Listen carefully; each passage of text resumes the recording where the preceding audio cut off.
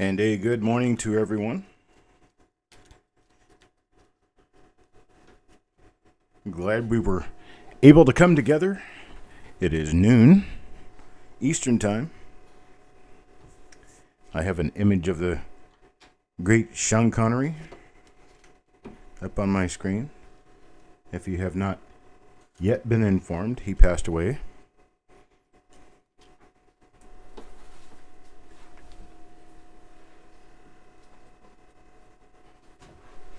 So for the people who have affected my life in some positive way, as Sean Connery has, I like to pay a little bit of tribute to them. Let everybody know that, although his passing is sad, he has lived a complete and full life.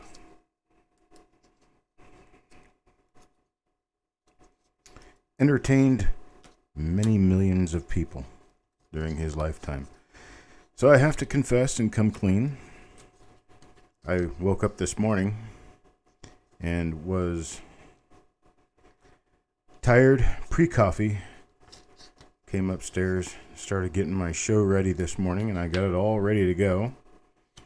Then I went down and enjoyed my breakfast with my spouse and my dog. And then I came back up to get ready for the broadcast and opened up my studio and got ready to change my little title on the screen. Where at that point I realized that this morning when I got up and came up here and did my work to get ready for the show, I got ready for the wrong show. I had everything together for show number 206, and this is show number 207. Show 206 is actually the 1947 D-roll that we'll be doing tomorrow. So I have good news. I'm ready for tomorrow's show. But for today's show, I'm still getting ready at this moment. So give me a moment to get myself together. I'll get it all done. And then we'll be able to move on with the roll. I'm getting my groove back. I'm a little faster at doing this than I was when I first started coming back into it. Well, you never take a break from something like this. If you ever take a long break from something like this, it turns into a nightmare getting back involved with it. This is it's a chore. It's quite a chore getting ready for these shows because there's a lot to do. There's a lot to think about and a lot to do, and my mind's been kind of scattered of late. I'm just beginning to get my mind back together, wrapped around everything again.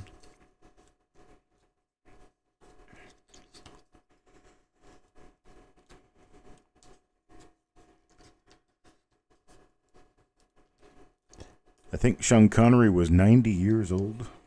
I think he was born in 1930.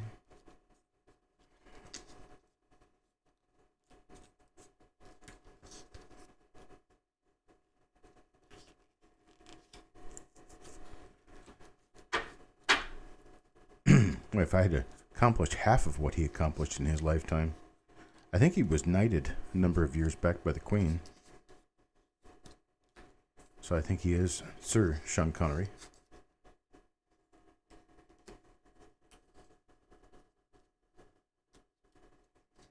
Of course, this is how I remember him. A lot of other people remember him with a head full of hair because they watch more of his earlier performances as James Bond than I did.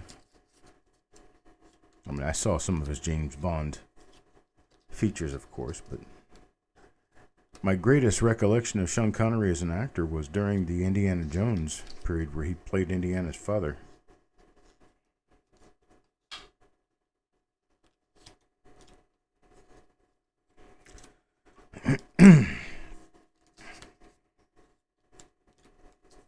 Almost finished with the flip stuffing part.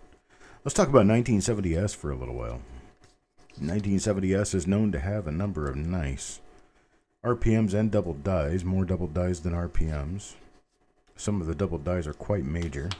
One of them, in fact, is a rival to the 1969S double die, where for a nice red uncirculated coin, you can get better than $25,000.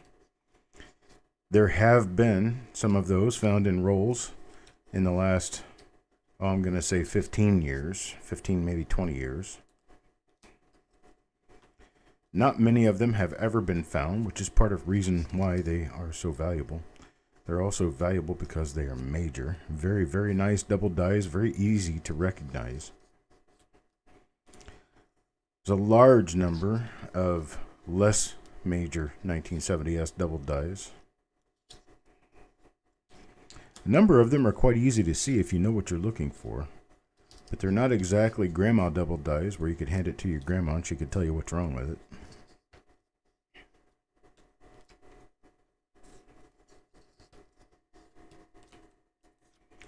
The flip stuffing process is now complete. I get my names inside the flips and I'll be ready to go. Takes about 15 minutes to get ready for a show. So if I don't do it ahead of time, it takes me about the first 15 minutes of a show to get ready, which is not something I prefer to do, but it is what it is. Sometimes that's what it takes. How many people do we have in here right now? We've got, 11 people watching? That's not bad for a noontime show. Noontime on Saturday. I'll be out mowing the yard later on, I guess. I have to kind of fit that in with the idea of doing 2 more shows today.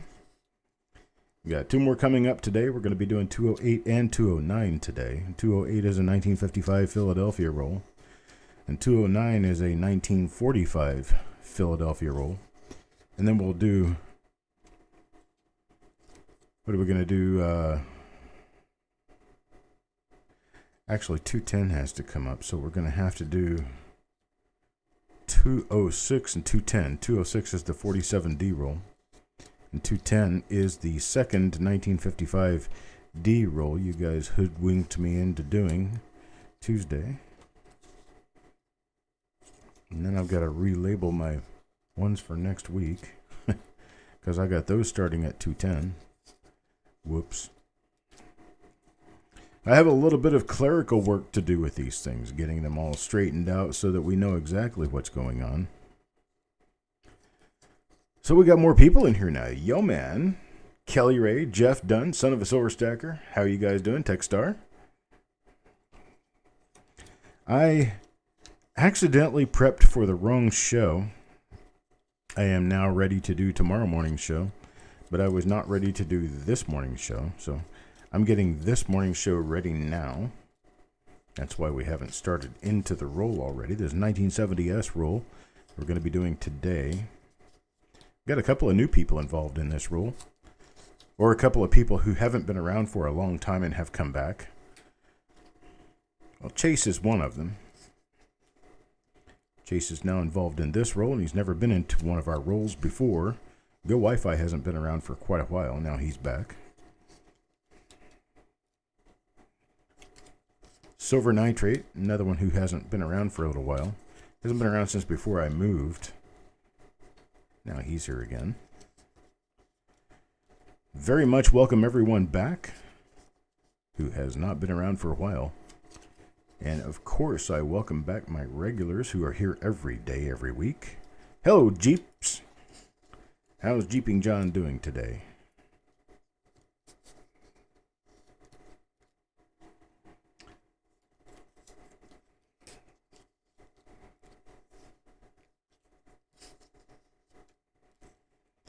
Almost finished stuffing names in flips, and I'll be ready to go.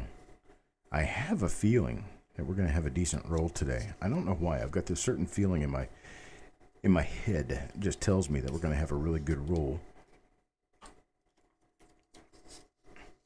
I have no other... I have nothing else to base that on other than just a feeling. I guess it's because it's Halloween. Halloween, my favorite day of the year. I know I'm weird.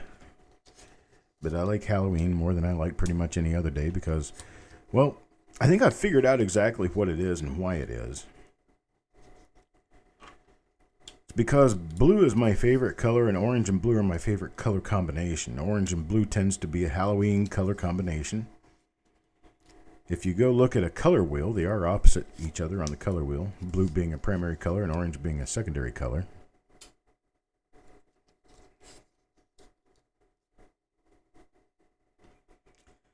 I got 3 more to stuff, and then I'm ready to go. I'll quit filling your heads with nonsense about my favorite colors.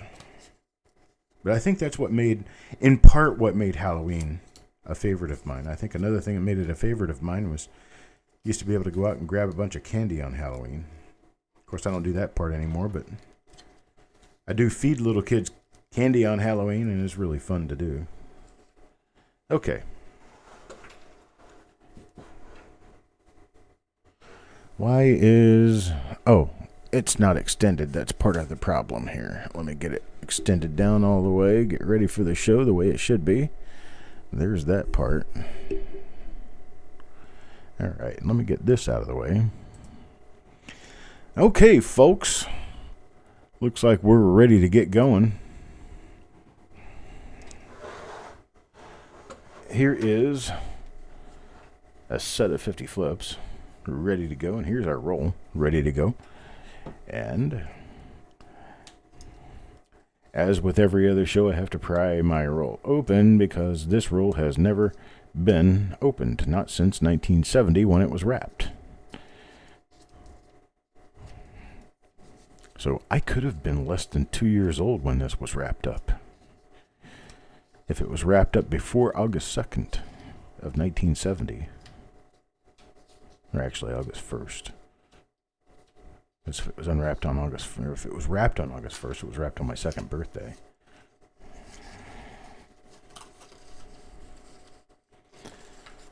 Alrighty then.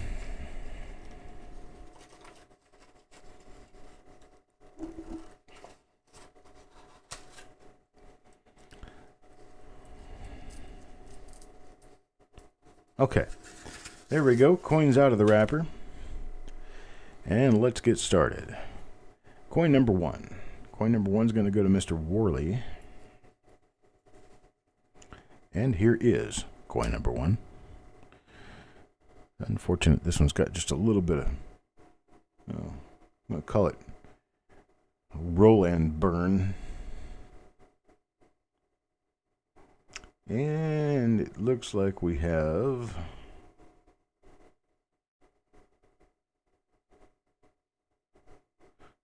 nothing going on here.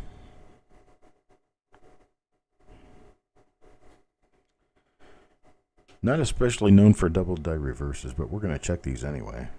There is one double die reverse that I know of, at least one, maybe 2 double die reverses that don't show up on proof coins that we have a chance of being able to find here.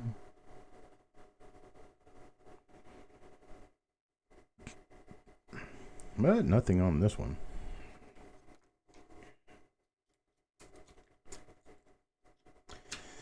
Why is...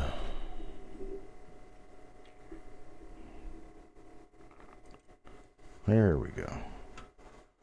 That's more like it. I really got to get a good mount for this camera. There we go. All right, coin number 2. Coin number 2 goes to Adam Chambers.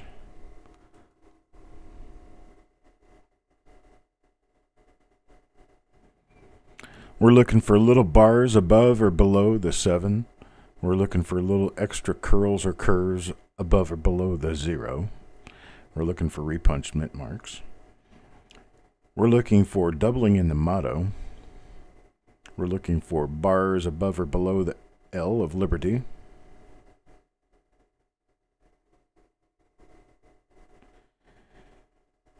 And on the reverse, the ones that I know of, there's doubling in the FG or there's doubling on the statue.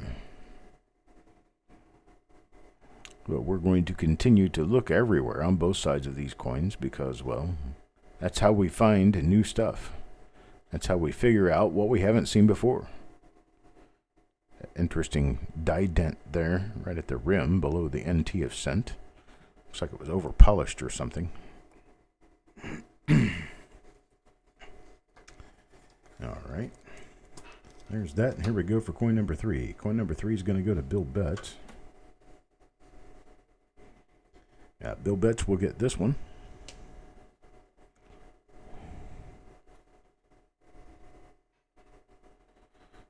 Okay.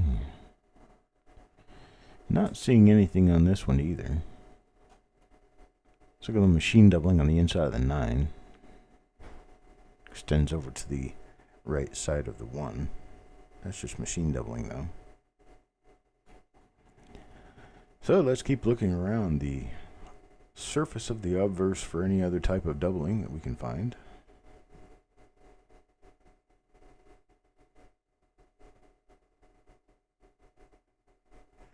Alright, nothing there. Let's take a look at the reverse.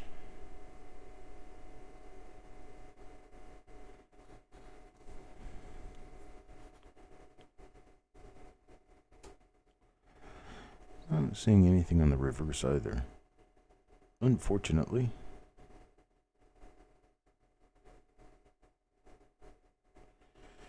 Okay, that one's Bill Betts. Haven't missed anything yet, Wade. We're only 3 coins down. Coin number 4 goes to William Crusson, Mr. Bill Crusson. And Wade, I think you might be in on this rule. I can't remember, but I've not run into a coin for you so far.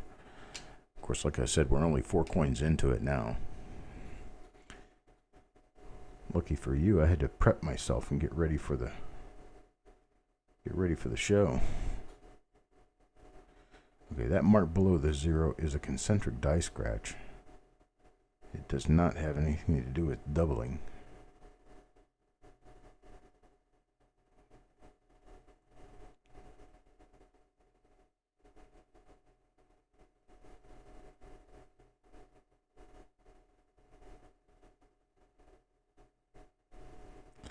Not seeing anything else on the obverse of this coin. It is a very nice, clean looking coin though.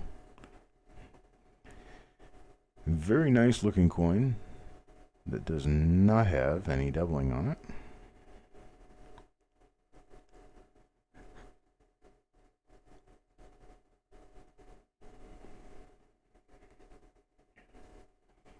Okay, that's for Bill Crusson. Now moving on to coin number 5, Doug Reese. Mr. Reese, this is what we have for you. Let me flip this thing back over and get it working right.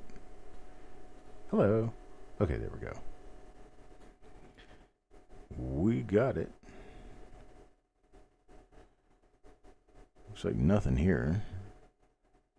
Let's look around In God We Trust and see if there's anything going on there. Nope. How about the L of Liberty? See nothing there either.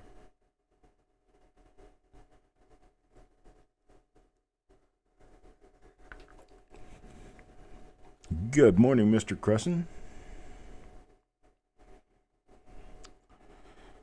Looks like we have a full complement here now. We got Bill, Wade, Joe, Jeff Dunn, Adam Chambers, Kelly Ray, Jeeping John, son of a silver stacker.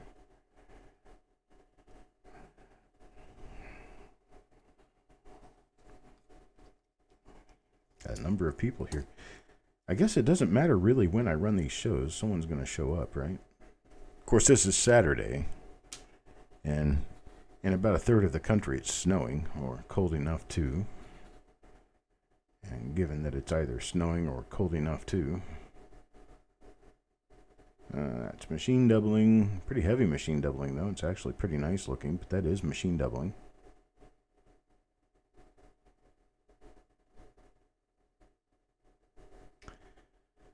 Oh, these are all large dates. Of course, you know, finding a small date is a possibility, but I definitely would not expect it.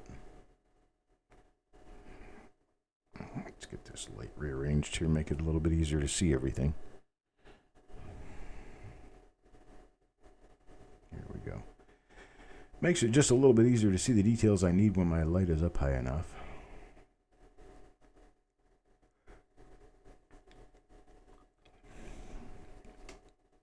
Jessica. Good morning, Jessica. It's 11, almost 11:30 in the morning there. It's still morning.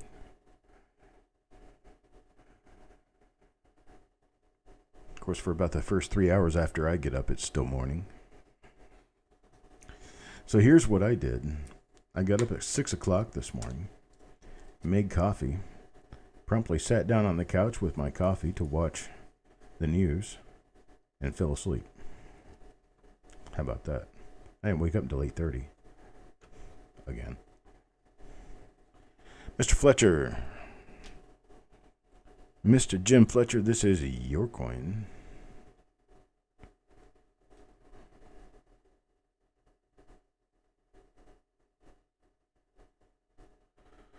Oh, I can't believe a roll with nothing. Come on, people. Let's get something rolling here. No pun intended.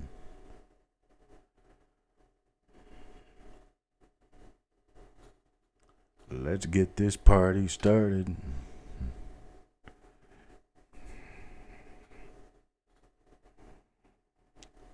Okay. Got nothing on the reverse of this one either.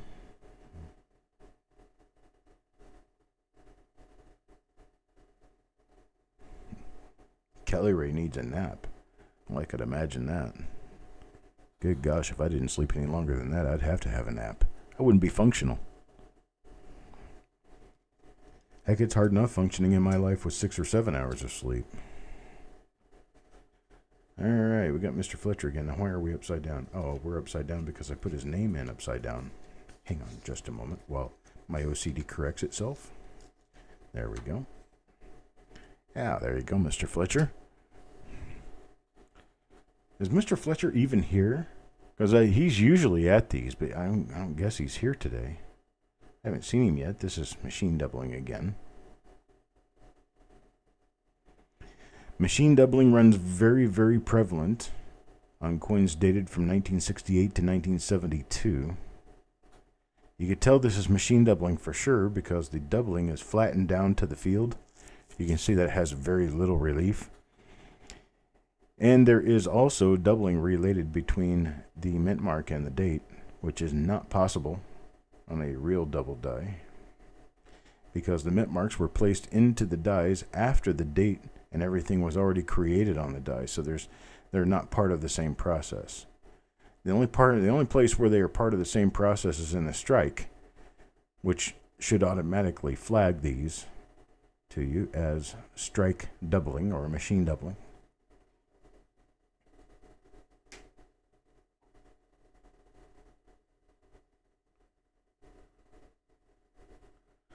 It says you have someone blocked. I'm not really sure I can do anything about that. Do you know does it tell you who the someone is, or does it just tell you have one person blocked? You don't know who it is.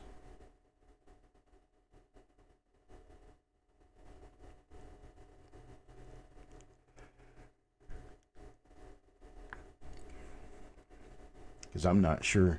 I don't really know very much about how to drive YouTube, unfortunately. I learned how to broadcast on it. Now knowing how to drive on it's a completely different story altogether. Here's a guy who's not been around for a while. It's Midnight Silver Run. Let's see what we have for Midnight Silver Run here.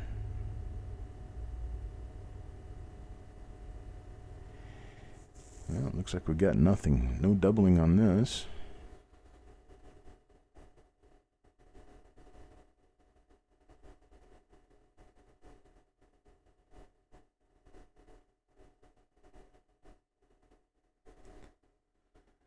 No, steel horses, we haven't found anything yet. Is there an unblocked feature, Kelly? I didn't know about it. I'm sure it's around somewhere. I just haven't really ever paid attention to it. Do you unblock them? Is it from the chat? Let's see. Let me turn on my live chat here. And no, I don't. I've got participants. No. All I can do is see who's here.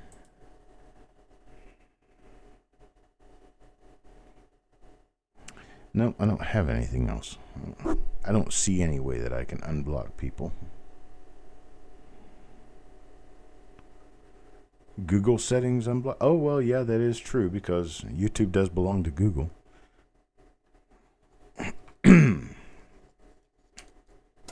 So it's a Google settings thing. Silver nitrate. Silver nitrate's another guy who hasn't been around for a while. Hey, look at that. We got him a double die. A silver nitrate, a double die there. It's that. Yeah, let me see. There. Here we go.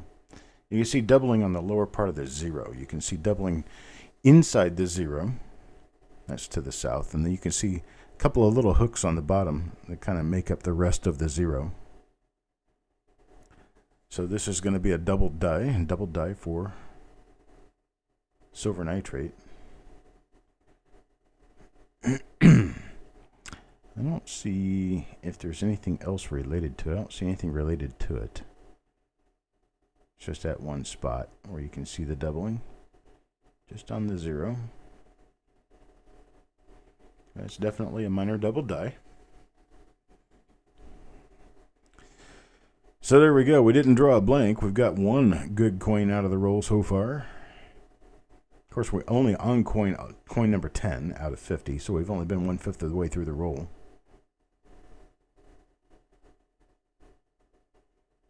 Oh, is that one a cherry picker listed variety? Is it normal for 1970D to have floating roof? Yes, I'm going to say that is. It's very common. If it isn't, well, it isn't actually normal, but it is quite common. So I'm going to get a screenshot of this. Zoom in. Hang on. I'm going to zoom in and get you focused. There you go. If you want to dig this one up for me, go ahead and get a screenshot of it. It's 1970S double die obverse. It has little hooks to the left. You can see there's a little hook right down here, and then there's a little hook right over here, and of course there's this whole inside bar there. There might be just a little bit going on with the 7 over here, but I don't really see very much. There's not really going to be a whole lot definitive on that. But the little hook right here and the little hook right here definitely shape this, because there's a 0 there just below the actual 0.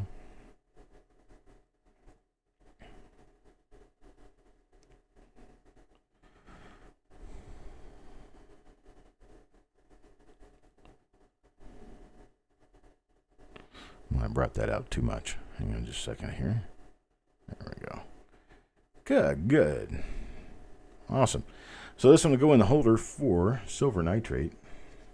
Is it FS103? Are you sure? Wow. That'd be nice.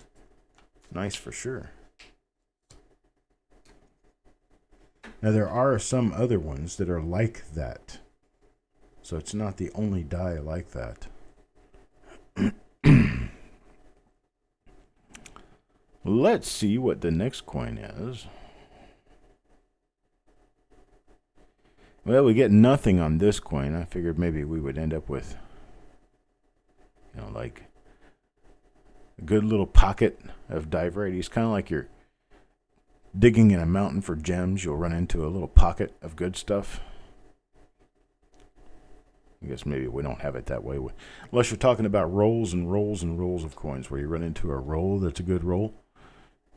That can be a little pocket, but I don't guess within a roll you're really going to just happen to run into 5 or 6 in a row of the same die.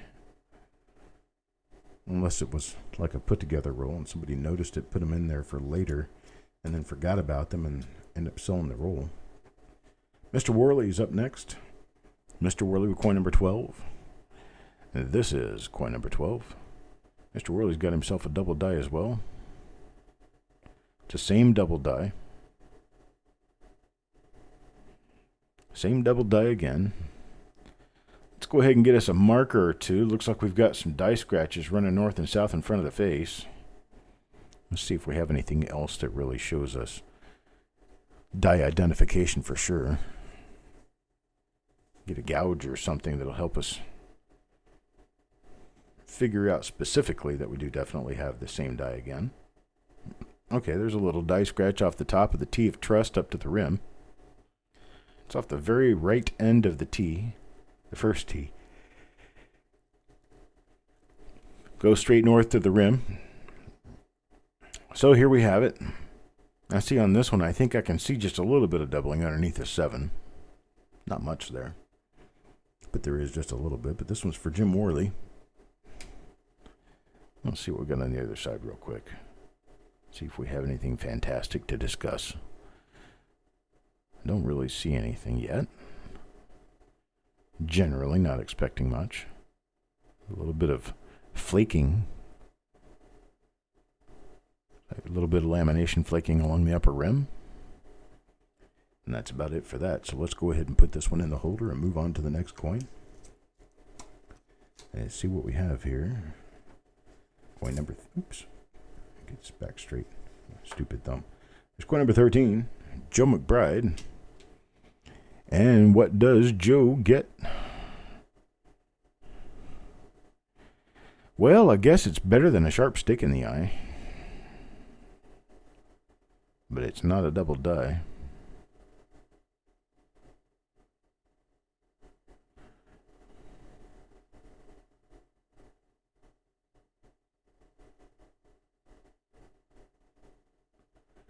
It could be.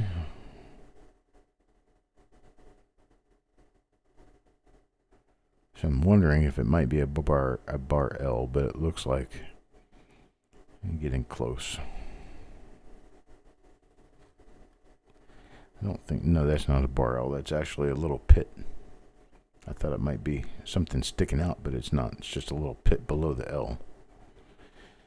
Okay. So evidently this coin doesn't want to grow up and be famous. So let's flip it over and see if its backside cares about being famous.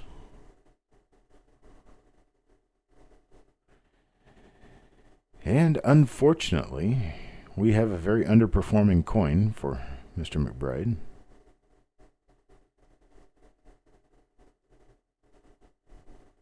Or do we? What do we have here?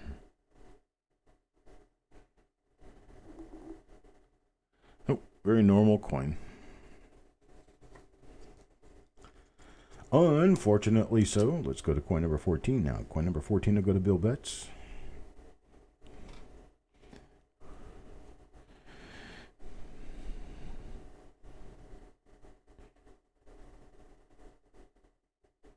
And we got nothing on this one.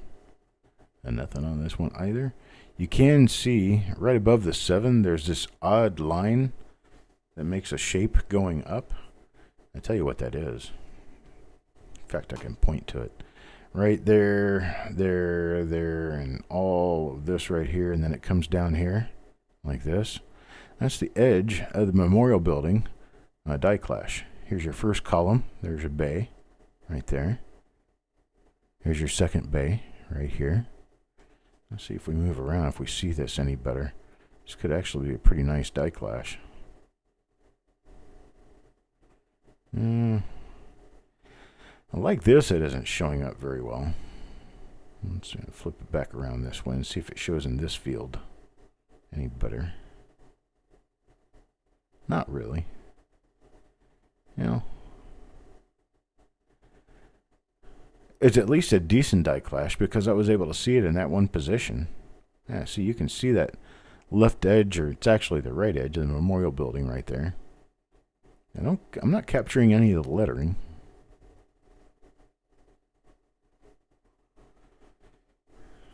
Alright.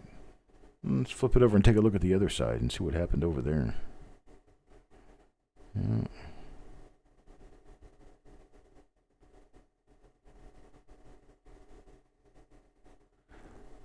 I think I have a dog coming to visit me.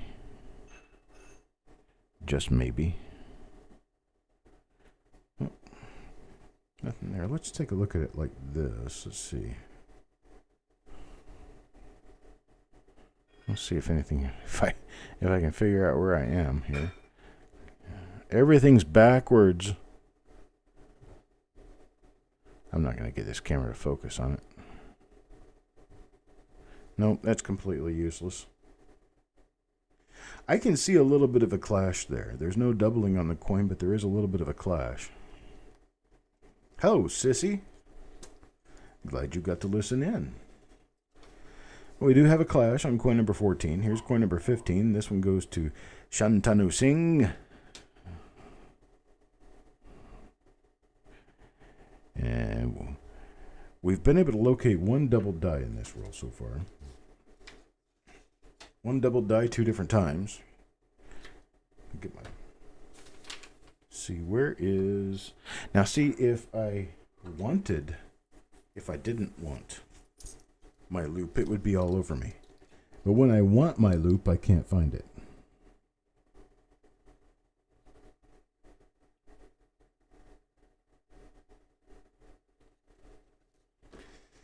Now I'm on the hunt for one of my double dies again.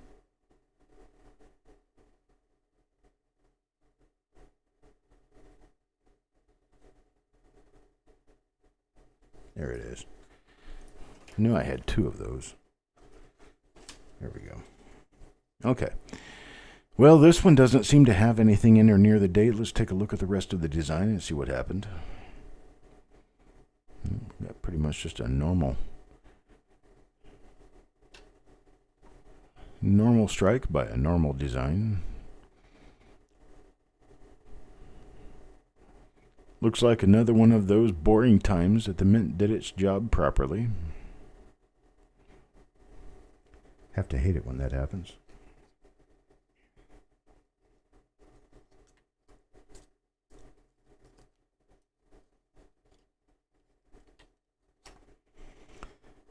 In paper envelopes, good for long-term storage, or do I need something else with them? I think paper is probably not a great idea for long-term storage because we don't know what kind of sulfurs or other additives there could be in the paper, bleaches or other things like that could affect the coins. These plastic flips, like this right here, the ones that are hard and brittle, like that, are the only kind that I would want to see you using on coins. The stapled holders, yeah, they're okay, but my opinion on staples, I do not like them at all. Sam, I am. Don't like getting staples anywhere near my coins. Envelopes are okay for the short term. They're great for shipping and whatnot, but they're not very good for long-term storage, as I find. Yeah, evidently Larry was not working this night because these coins are quite unspotted. Very nice.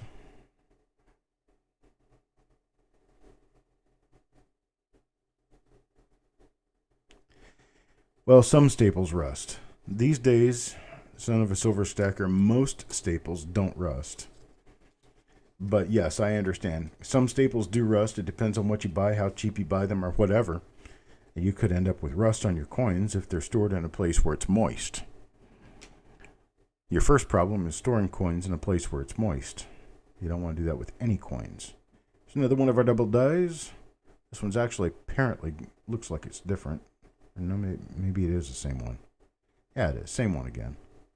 Same double die again. You can see it going south on the 0. You can see a double hook on the bottom.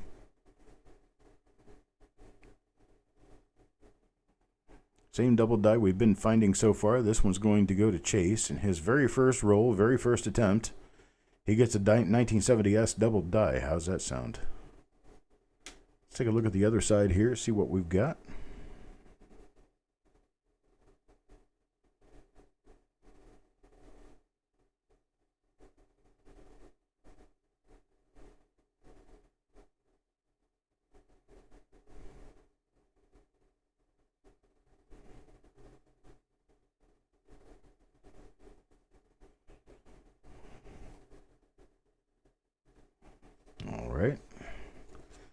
Nice. There we've got a double die for Chase. It's coin number 17 now. Coin number 18 is going to go to Doug Reese. Doug Reese. Die scratches off America. Are we talking about markers for a given die? We'll check it next time we run into it. You remember those, Jessica. We'll run back into them eventually. I'll be able to maybe identify this die.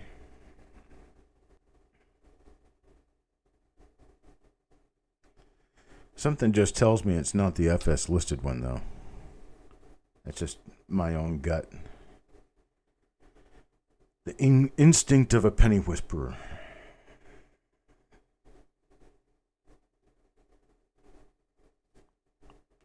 All right, nothing on that coin. Now, coin number 19. Coin number 19 goes to Timothy Morell. And Timothy Morell will get, well, it looks like another normal coin. Yep, no doubling on the date or mint mark area. Not seeing anything else on the obverse. Now looking around the reverse real quick. Zoom this out just a little bit.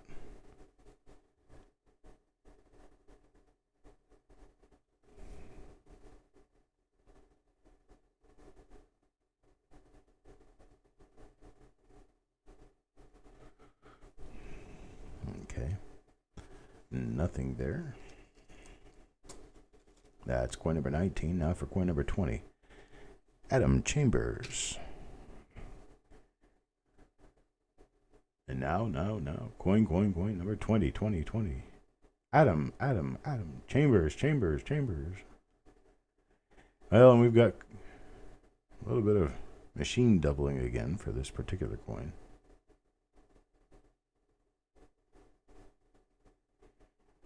All right, next time we run into one of our nice little double dies, and we're going to stop and we're going to analyze it fully and see if we can figure out what it is. It looks like one that would probably already be listed, so it would surprise me if it's a new die.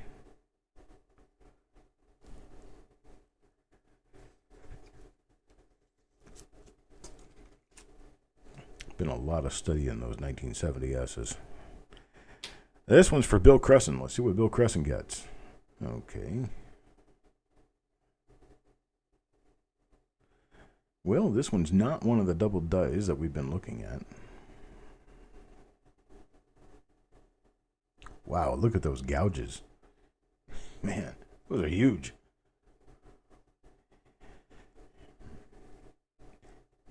Those large gouges at the rim at 10 o'clock mean absolutely nothing because, well, unfortunately, this is a normal obverse. Let's take a look at the reverse and see if those gouges could help us define a double die reverse. And the answer to that $1 million question would be no. So I guess we get to move on. That's coin number 21 now for coin number 22. Going back to Chase again.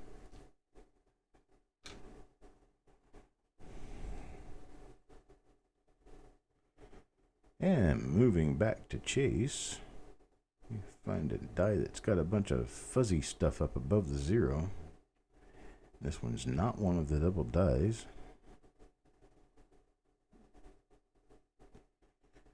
Not the double die you're looking for. Move along now.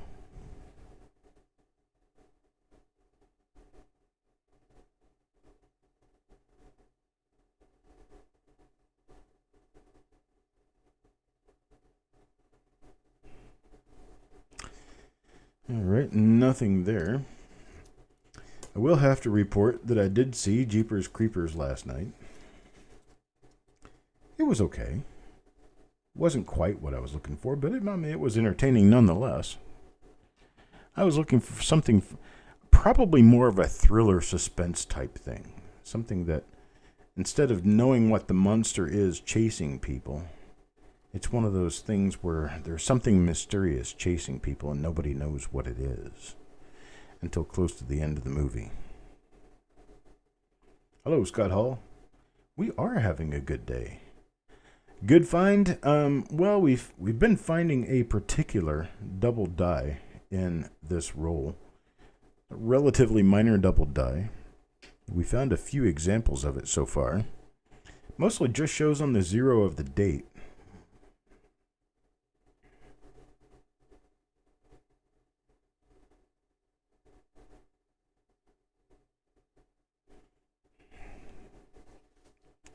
Next time we run into one, we're actually going to sit and try to figure out what it is. Here's coin number 24 now. Coin number 24 goes to Wade Reynolds. Wade R. Wade Reynolds. Whether he had his last name on the channel or not. He does.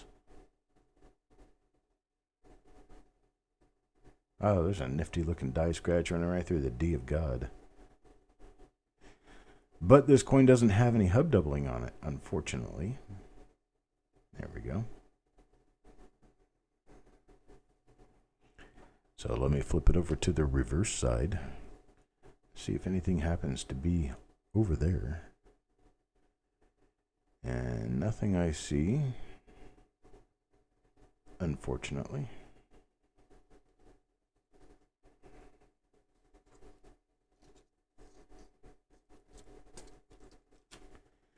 Now for coin number 25, this will represent us being halfway through the roll. This is Mr. McBride. Let's see what Mr. McBride gets. Not one of the double dies.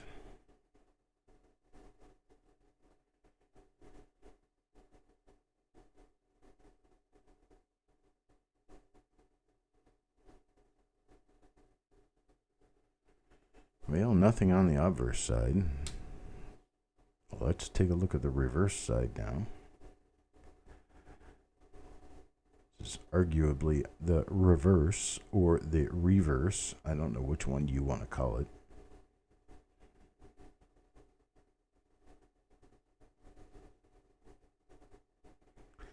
Type me out an RE if you say reverse. Type me out an RU if you say reverse. We'll get this settled. Just take a vote. Type me an RE if you say reverse. Type me an RU if you say reverse. We'll find out one way or another. B for back. Yo man doesn't call it either one. So we have a reverse, a reverse, a reverse, a reverse, a reverse. So we got 4 reverses to 1 reverse.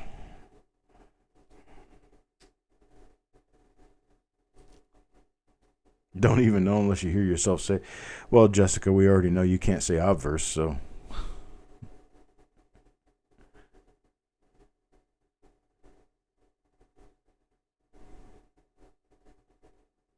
Without thinking. Then when you think about it, you say it the way you would never actually say it. Here's another one of those die. One of that die. Not those die, but one of that die. One of those coins from that die. There we go.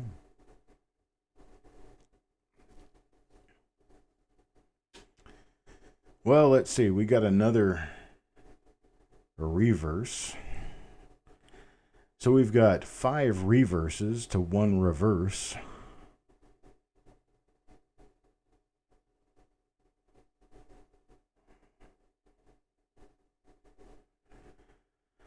I'm pretty much interchangeable. I'm Midwest, so I'm pretty easy to change to a southern or a northern way of saying it. I think the southern way to say it is reverse. The northern way to say it would be reverse. Maybe a Texas thing? Nah, I don't know about that. Maybe. Who knows? Here you go, Wade. There's a coin for you. Get your mind off the reverse. And we got nothing on that one.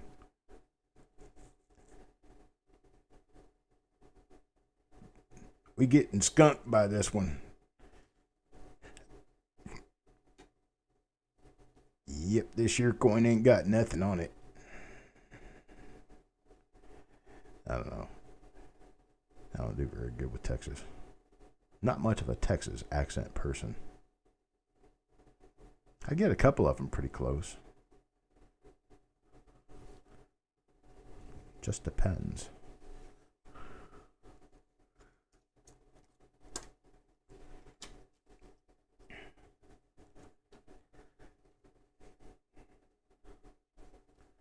I can do northern New York pretty well. Joe would have to give me a yay or a nay on whether or not I do northern New York really well. Oh, Hector.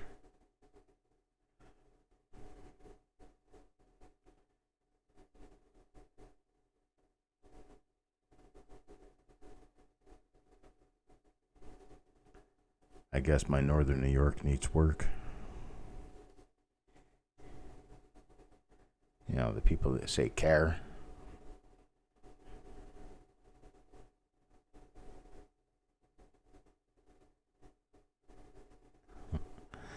Not gonna do it. Which one, Joe? Care? Care? I can do northern New York pretty well.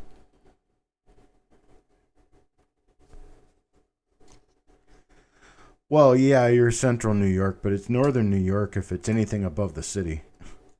If it's above Westchester County, you're northern. Hello, Sheena. Mr. Fletcher. Did he ever show up? Well, so I'm going to have to go hit him on the head. He pays to be in these roles and he doesn't show up for the show.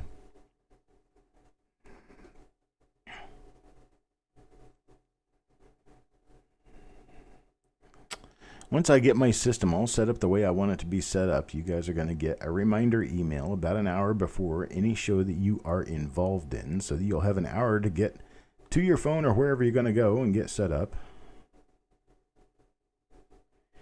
Right in the middle of the state.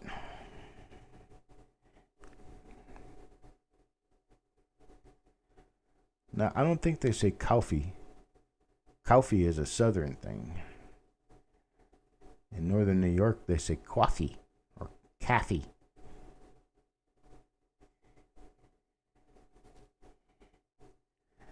Their accent is kind of hard.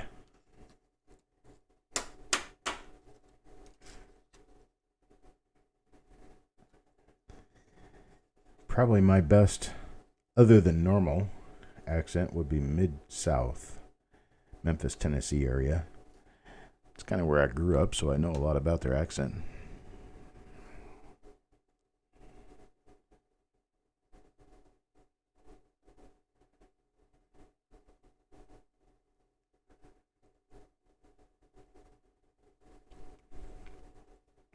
I don't see anything there.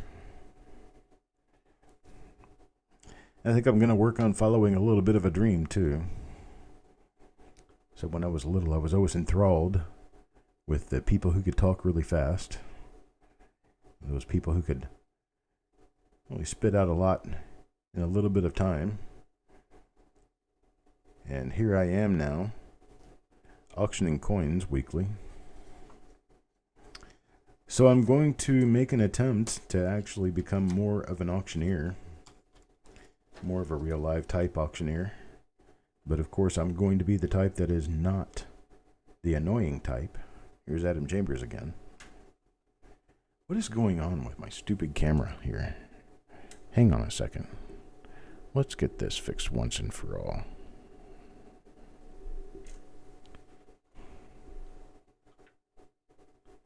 There we go. How about that? How about that? Did I show either side of Adam Chambers' coin? I don't think I showed either side of it. So let's take a look at the front of this one. The obverse.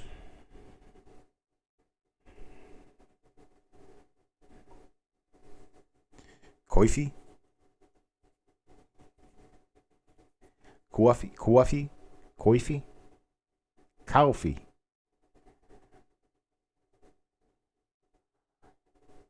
Y'all want another cup of coffee? I'll get you another cup of coffee. Texas draw. I don't do Texas draw very well, I don't think. I've had friends from Texas. I mean, I've got... Of course, one of my friends from Texas grew up in Minnesota. So he kind of sounds like this. Doesn't sound much like he's from Texas.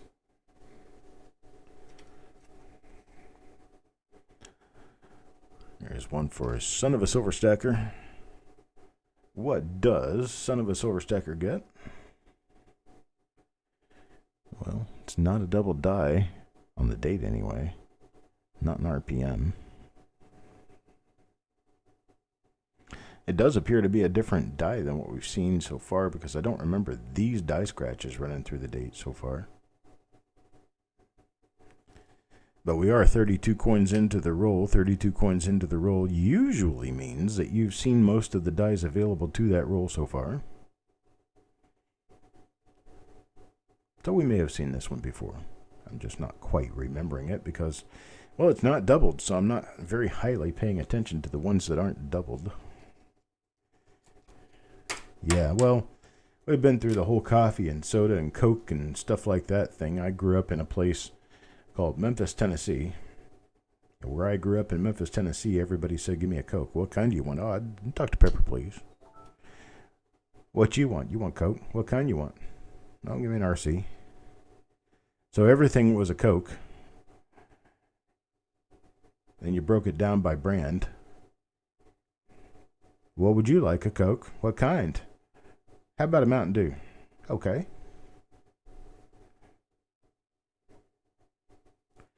Everybody says they want a Coke until you ask them what kind. And it's not Coke anymore. It's whatever kind they want. So when you as a northerner go into a place and say, hey, I'd like a Coke, well, what kind? What other kind is there? Coke. Okay. They understand when you say that. Yeah, I want a Coke. What kind, Coke? Okay. You want the new Coke, the old Coke, Coke Zero, Diet Coke, caffeine-free Coke? Well, that's easy. Pepsi.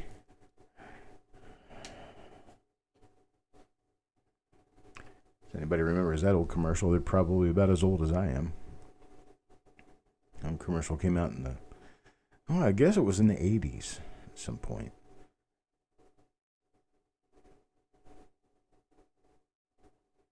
Back around the Have a Coke and a Smile date.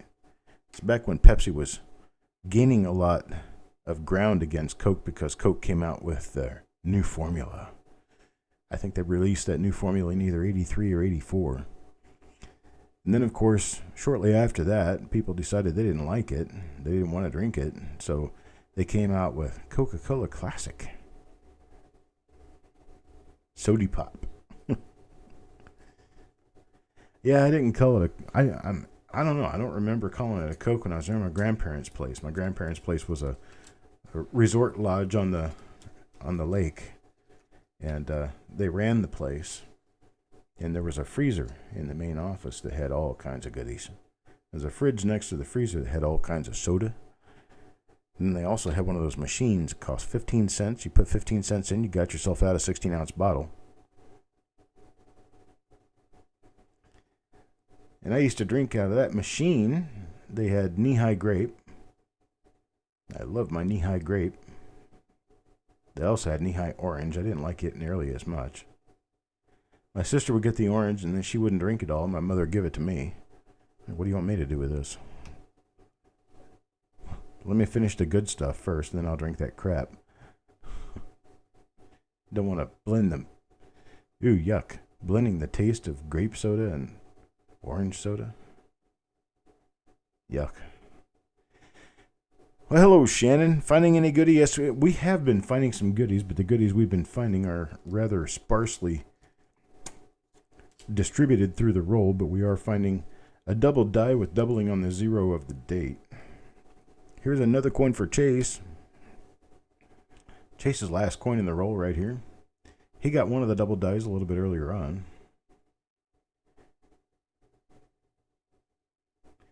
Got nothing out of this coin, though, unfortunately. A nice, clean-looking coin, but nothing else. Yeah, when you put every flavor from the fountain in there, it's called a suicide. We used to do those. We used to just make the nastiest concoctions to drink just so people would talk about us. Ooh, did you see what he did?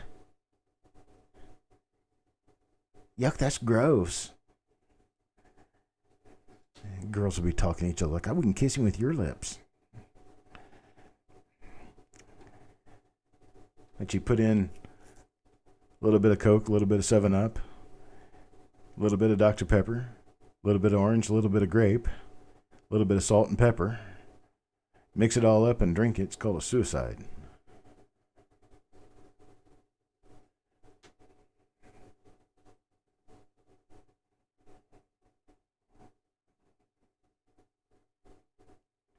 I guess that was something fun that we did in school. Help pass the time away.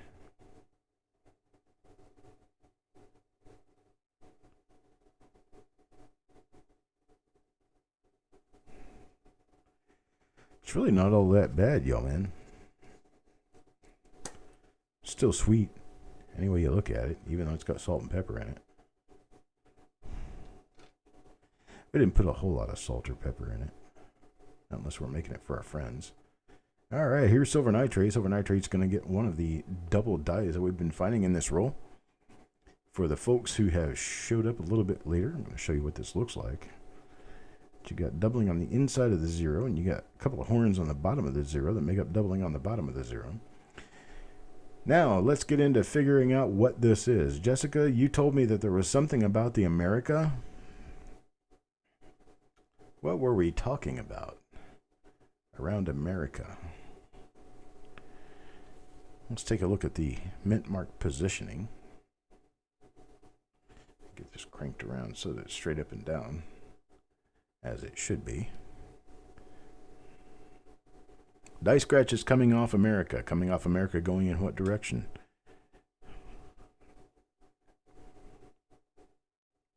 I see nothing, Dr. Jones. No die scratches off America on this coin. Is it a die chip in the mint mark? No.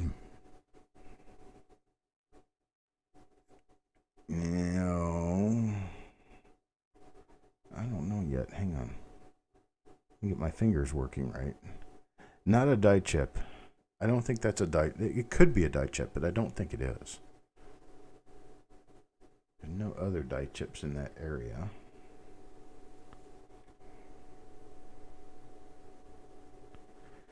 No, I don't think it's a die chip. I think it's a problem with the punch.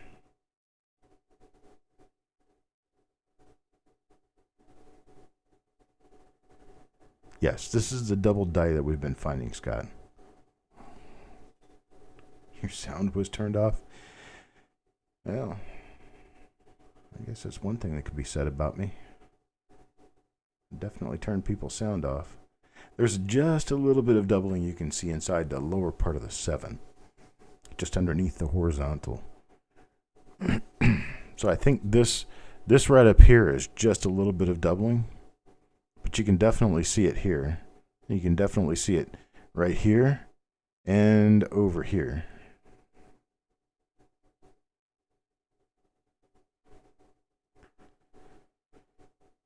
So what do you think, Jess? Well, let me bring up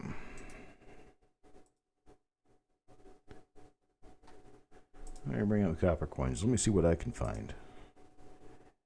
1970s.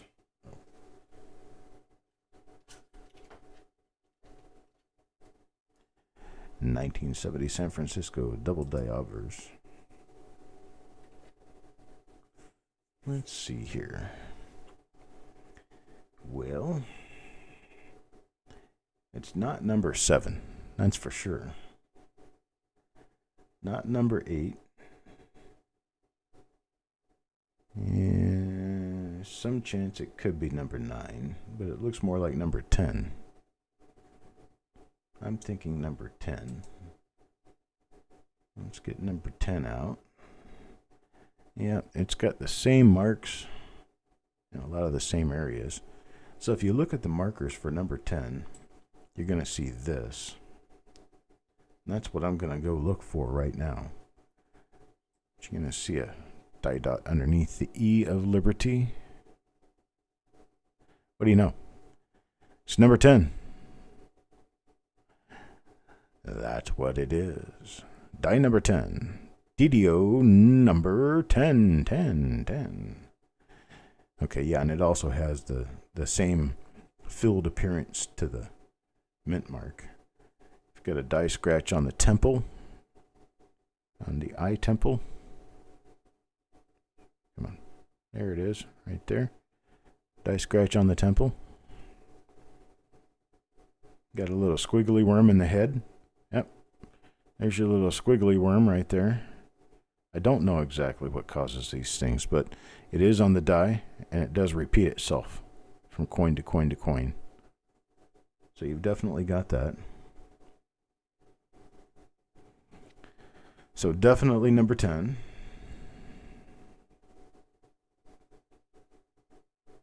Should be a little, what is that, a little die dot? A little die dot on the lower D of United. Yeah, lower D of United. There it is right there. Right at the bottom of the left part of the D of United. So we do definitely have the same die. Die number 10. That's what these are. Awesome. There we go. Take one better look at it again so you guys can see what I'm seeing. Back it out so you guys know what I'm seeing when I see it at this level. It's not hard to see. So there we go. Die number 10. There's one for silver nitrate. Is that his second one? I think that's his second one. Is that his second one out of this roll? Yeah, it is. It's his second one out of this roll. Silver nitrate got 2, James Worley got 1, and Chase got 1. So let's take a look at coin number 38 now. Coin number 38, 38, 38, 38. Got nothing on this one. Nothing special here.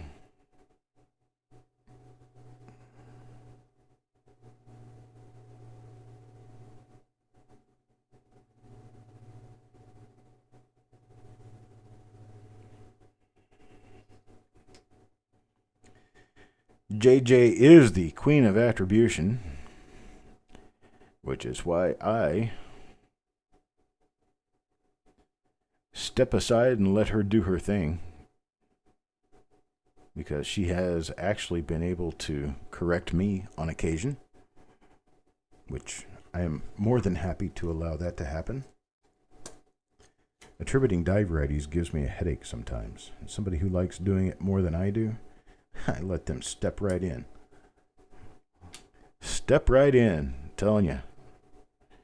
I have nothing to prove to anyone when it comes to die variety identification.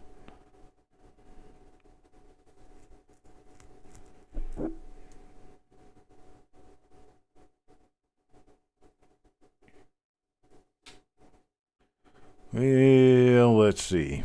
Get us another normal coin here. This one goes to Go Wi-Fi.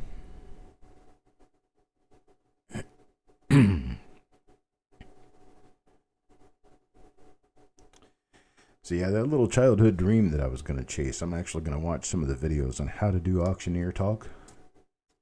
I'm going to see if I can do it without annoying people. If I can do it without annoying people, I will certainly turn that on.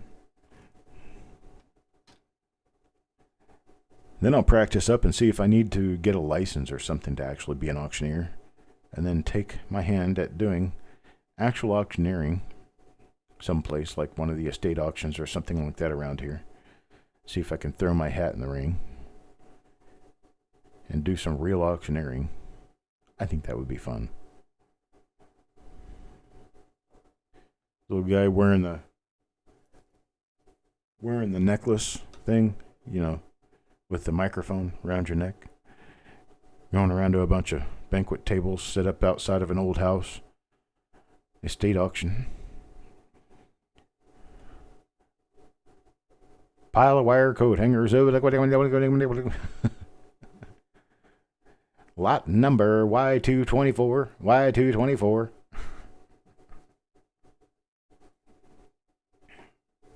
But I'm not paying attention, I'm sorry. So that scratch what? Above the T and truss is not a marker. A scratch above a T and trust. What are we talking about, Joe? My man? Oh, that die scratch that was above the first T in trust. I know what we're talking about now. Yeah, I mean, it could be used as a marker. It was one of the markers I was using to help me determine that I was looking at the same die over and over again. It wasn't photographed for the website, but just because it's not photographed for the website doesn't mean that it's not a marker you can use. You can use any marker you find. So this was silver nitrate's coin, the last one that we found. And see, it does have that little die scratch on the top of the T, but it's actually really kind of minor and very difficult to see. It's a lot easier to see, like that squiggly worm on this forehead there. That's one of the photographed markers. So they're out there. I mean, there's a number of different markers that you could use.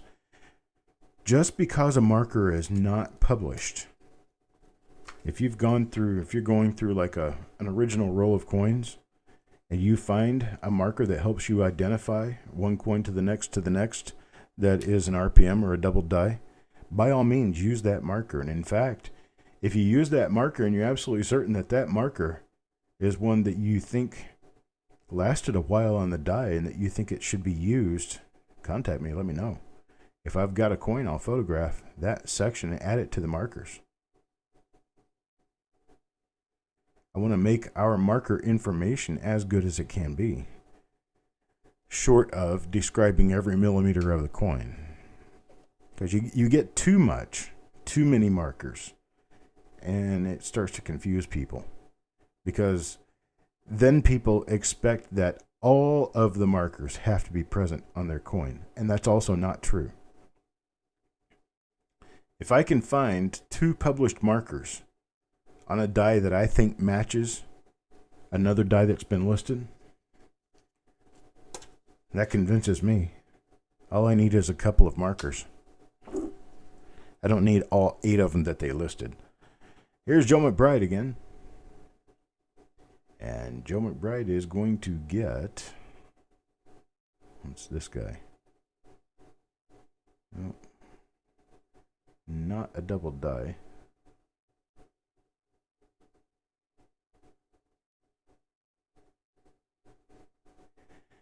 Yeah, for sure. I mean, that's probably something that should be explained on the website, is that markers are there to help you. They're not there to be a requirement to you. This one is a Bar L North. I'm trying to get it into the right lighting position to take a good look at it. I'm pretty sure we've got this listed. There we go. There it is. Bar L North. This will be the first one of these I've found so far in this roll. That doesn't mean that's all there is in this roll. It just means it's all I've found. I think I remember a Bar L North with fuzzy stuff happening up above. See, like all this stuff here. But there's your bar right there, right, sitting right on top. You sure that's number 4, young man? Wow, that was a really quick... It was a really, really quick attribution there. Let's go see if Yeoman was right. Number 4. No, definitely not number 4. Number 4 was the opposite way.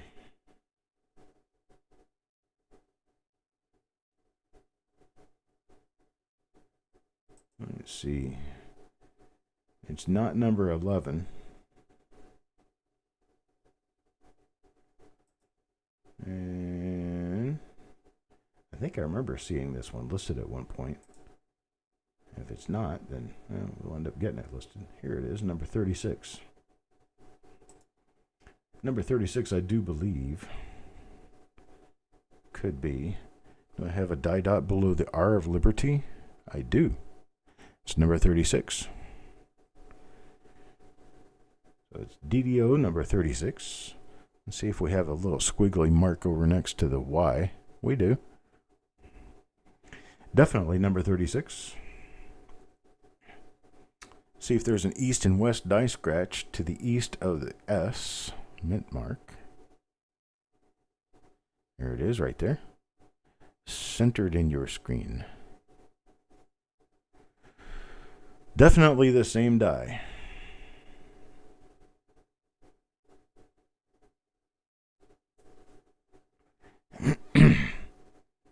One DO 36. Anybody get it right?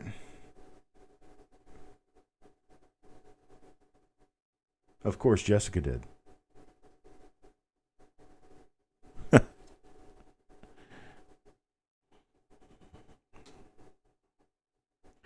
You can send all the coins you want to Jessica as long as she's okay with taking them. As for me, I don't have time. I just can't do it. Just every once in a while, somebody will bring something up to my attention that is very interesting to look at and think about.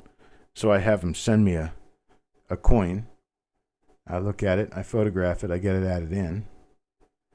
And it just takes so much time to do that.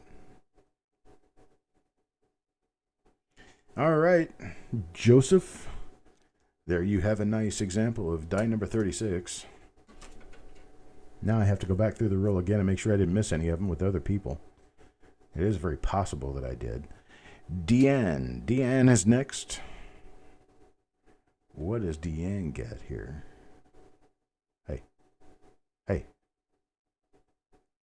Calm down, you microscope, you.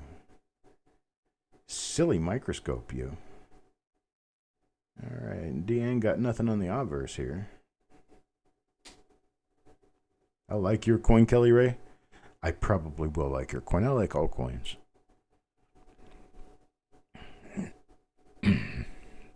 I like coins. Coins are my favorite.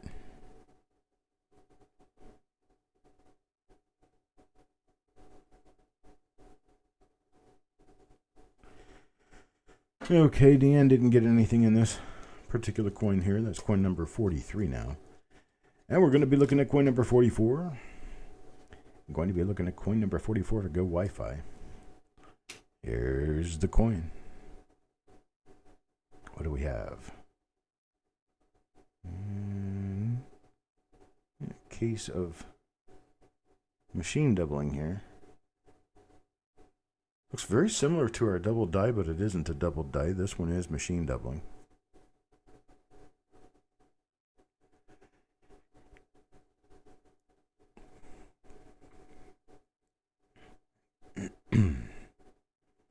Got nothing going on the obverse here. Have I ever owned a chain cent? No, I have not owned a chain cent. I had the next best thing, an uncirculated 1794 cent. I owned one of those one time.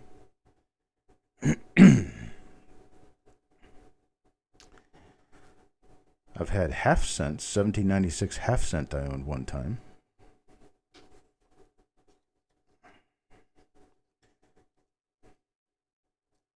Good afternoon, Mr. Pruitt. Let's see here. Bill Crescent, coin number 45. Coin number 45. Let's see what we have on that one. Let's hope we get something really good for Bill. Well, it's definitely machine doubling.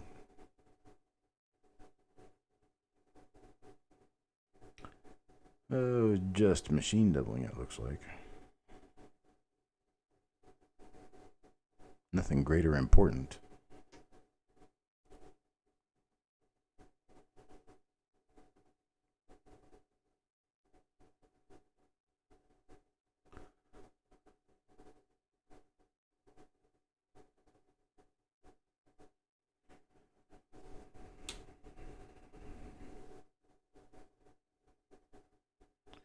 Too bad.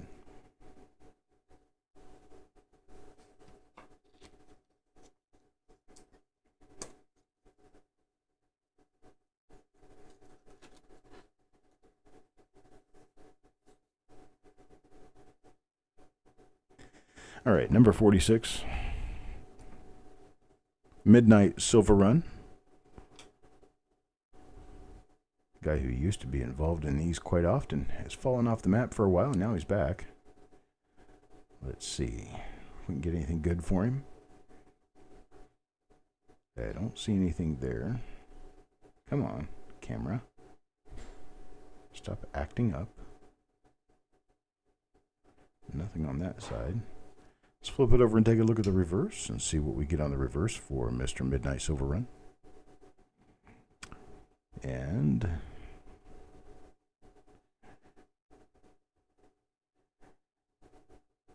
I don't happen to see anything over here. I've seen this die before. I remember that little die scratch looks like an arrow going right above the head of Lincoln there.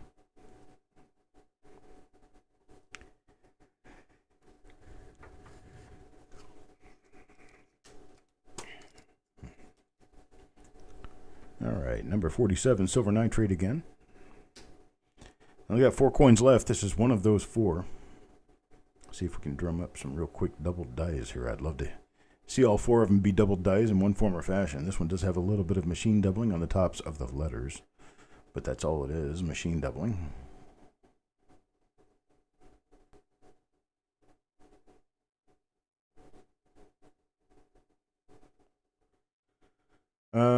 Let's see, let you know if there's any varieties for 70. Oh, there's a lot of varieties for 70S, Brian.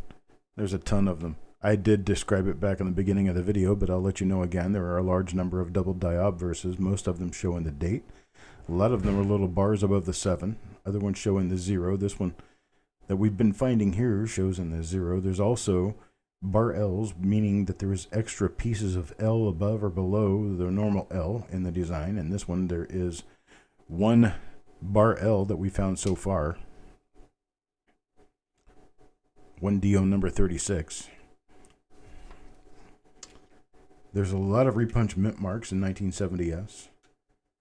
But what is probably the feature of the year, other than finding small date coins, is double die obverse number 1.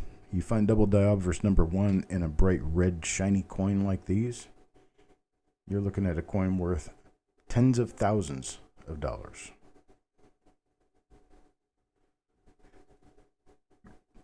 Hey, you find a roll and you get 5 of them in a roll, you could probably retire on that at $25,000, $30,000 a coin.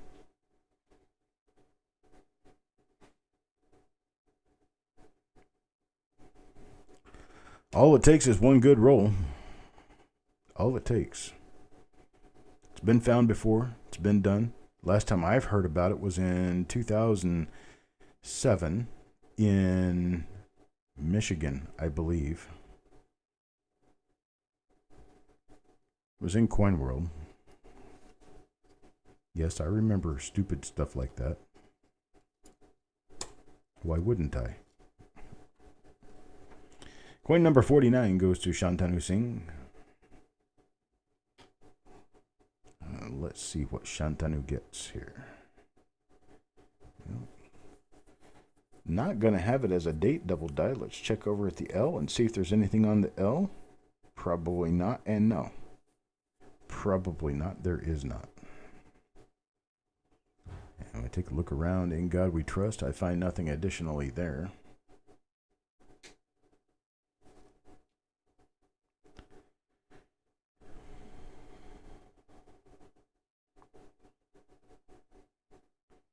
And other than a very nice coin, we have nothing on this side either.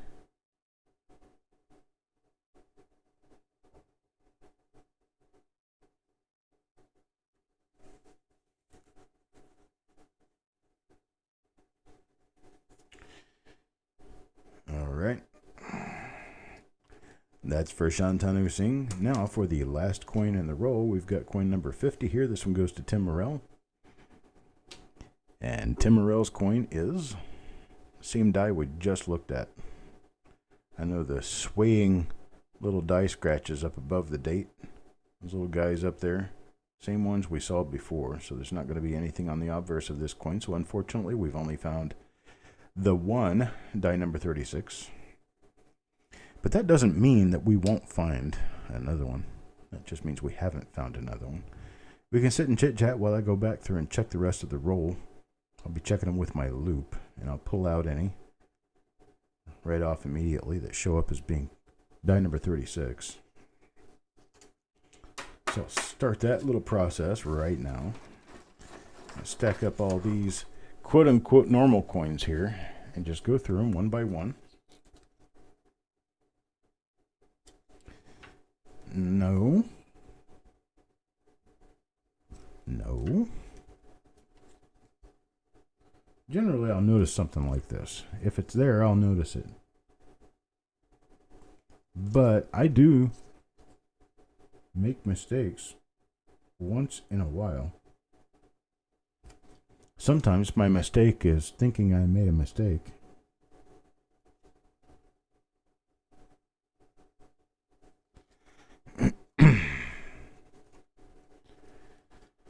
Let's see here. Is a floating roof for this year considered a variety? No, it's not. Floating roof is a minor dye wear or dye polishing issue, not considered a variety.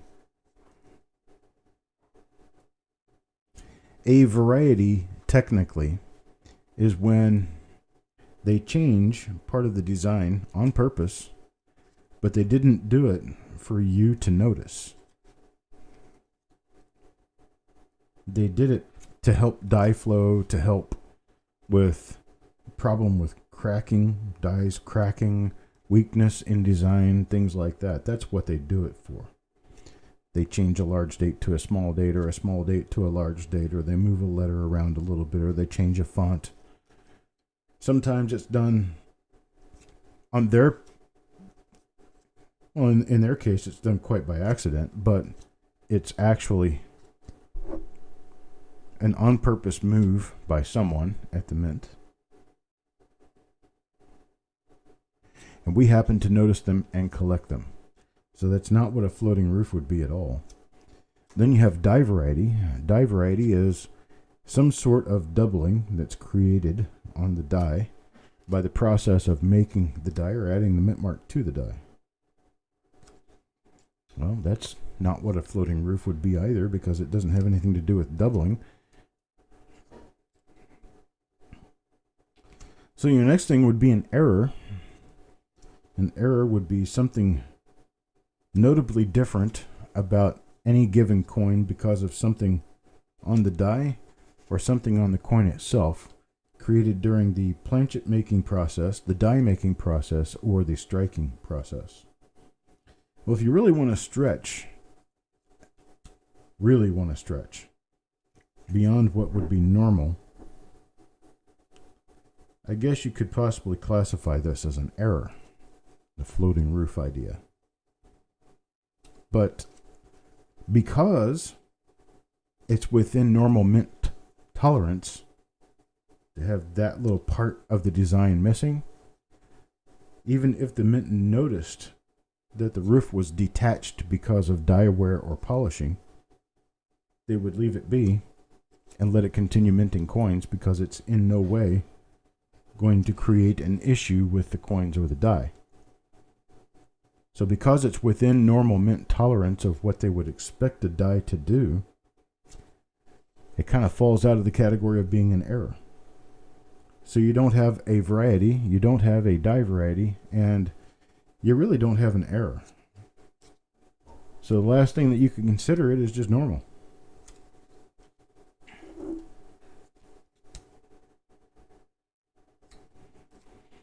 So you'll find them in some rolls, and in other rolls you won't find them. I've probably been through, I don't know, maybe 300 or 400 1970S rolls. And I just kind of see them as normal, and I keep going. Okay, we don't have any others. So that was the only one in the roll. So we've got a stack of normal coins here.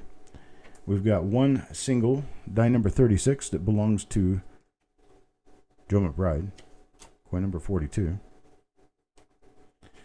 And then for die number 10, we have a number of them. We've got number 37, number 17, number 12, and number 10. And those belong to Silver Nitrate, Jim Worley, Chase, and Silver Nitrate. So there's that. And that's what we've got for now. This is all we have for that roll.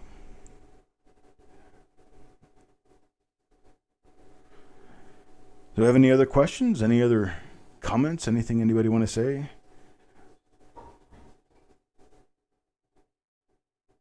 Firm Dog needs to do some work outside.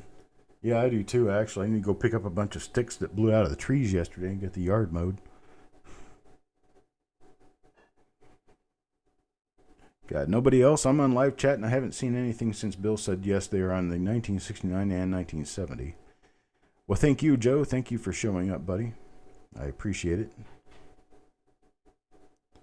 People make money selling floating roof coins. I'm sure they do. They also make money selling all kinds of other things that are actually extremely minor.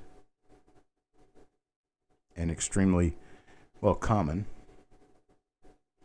No, I've not confirmed the 16 from last night yet, yo, man.